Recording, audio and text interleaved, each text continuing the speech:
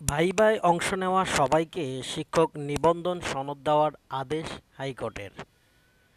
চলুন আমরা একটু বিস্তারিত জেনে আসি। আসলে 18তম শিক্ষক নিবন্ধনে যারা ফেল করেছে তাদের জন্য এই নিউজটি হতে পারে একটি খুবই খুশির খবর। বিচারপতি মোহাম্মদ আকরাম হোসেন চৌধুরী ও বিচারপতি ফয়েজ আহমেদের বেঞ্চ আজ 2 জুলাই অর্থাৎ গত 2 জুলাই এমন আদেশ দিয়েছেন। 3 জুলাই আদেশের কপি পাওয়া গেছে। এতে বলা হয়েছে রিটকারীদের অবৈধ ও বৈষম্যমূলকভাবে ভাইভায় বাদ দেওয়া দিয়ে গত 4 জুন ফল প্রকাশ করা হয়েছে। অষ্টাদশ শিক্ষক নিবন্ধন পরীক্ষা লিখিত পরীক্ষায় প্রাপ্ত নম্বরের ভিত্তিতে নিবন্ধন সনদ দেওয়ার আদেশ দিয়েছে হাইকোর্ট।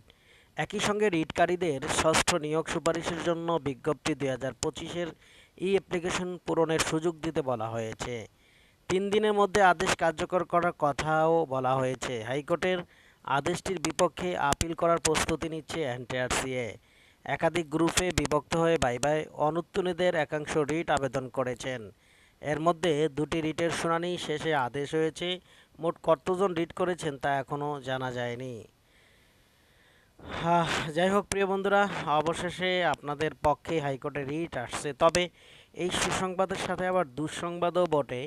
এখানে কিন্তু এনটিআরসি আবার তারা কিন্তু আপিল করবে। এই আপিলটা করলে আবার আপনাদের বাধা হয়ে যাবে। এটা আমরা বিগত দিনে দেখেছি, এমন ঘটনা অনেক ঘটেছে অনেক কাজে। যাক, তারপরও আপনাদের শুভকামনা, আপনাদের জন্য মহান রবের কাছে প্রার্থনা করছি যেন সবাই সনদ পান এবং যেন আবেদন করতে পারেন। ভালো থাকুন, সুস্থ থাকুন, আল্লাহ হাফেজ।